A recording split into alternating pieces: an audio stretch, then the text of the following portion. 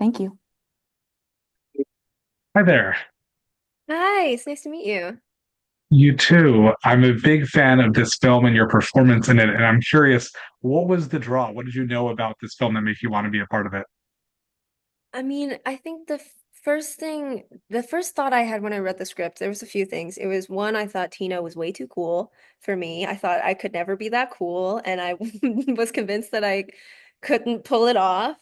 And two, that I thought the movie was one of the strangest scripts I had read, and I loved the core message of it, which is basically to, root for underdogs and for to stand up against hate.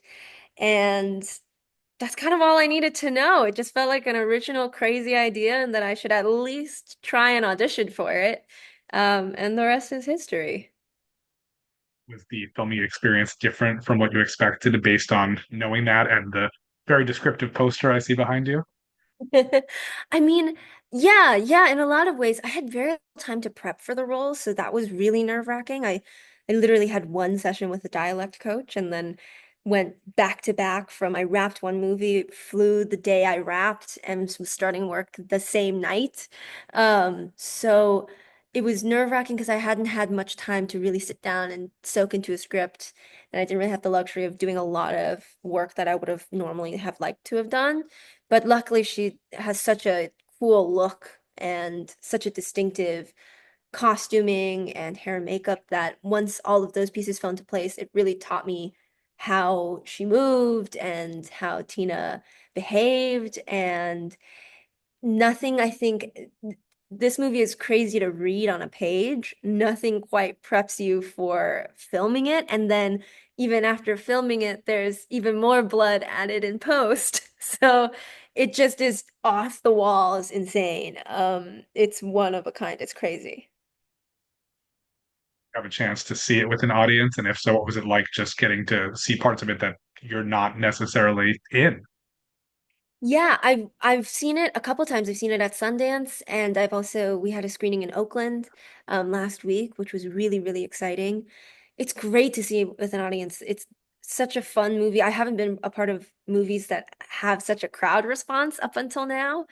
And I think it mattered a lot to me to get a stamp of approval from the Oakland community. And I think we certainly got that. There was a lot of cheering and clapping and responding to things that were happening in the script.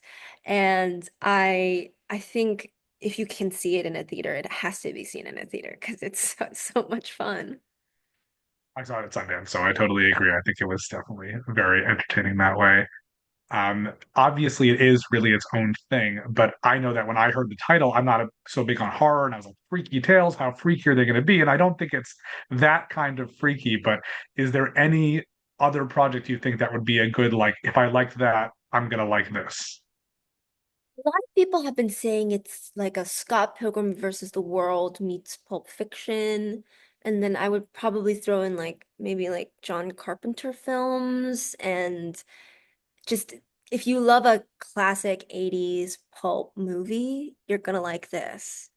So I don't know how to describe it. It kind of defies genre in a lot of ways, especially because it's an anthology. But if you've been wanting something original and something you haven't seen in a very long time, this is the movie. I totally agree. I also had the chance to see you in Expats last year, and I'm just curious what it was like going from screening this, with a big audience to then being like, we do something a tiny bit calmer, but still sort of, dramatic in its own way. Just slightly more serious expats. Um, yeah, it's so interesting to the variety of projects I've done has been so extreme. I feel very lucky to have done that.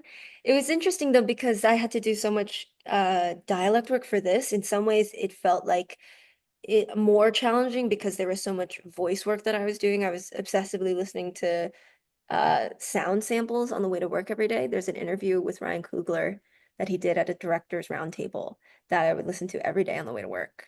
Um, and there was a phrase that he would say, he would always say, like, what you don't know you're afraid of.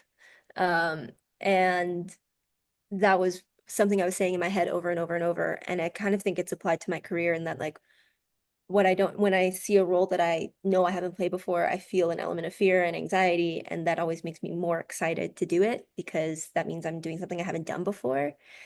But it's really hard to compare expats and freaky tales. It's been vastly different experiences and different audiences as well. But there's an overlap of just film lovers who have seen both. Wait, what's next for you? Next for me is I have a horror movie coming out in late April called Until Dawn. And then there's another project coming out, but I don't think I'm allowed to say anything about it. But I'm very excited, and it is very different from all the other stuff I've done, and far more family friendly. So I'm excited to share that. Well, I assume unlike this, if I'm not horror, Until Dawn is a movie for other people, probably not for me. Yeah, I mean, I'm not a horror person myself, so it's hard for me to watch the film. Well, I hope that the right audience enjoys that. I'm looking forward to seeing everything else you're doing. Thank you so much for your time. Thank you. It's nice to meet you. You too. Thanks, Thanks, Abe. everyone. Take care.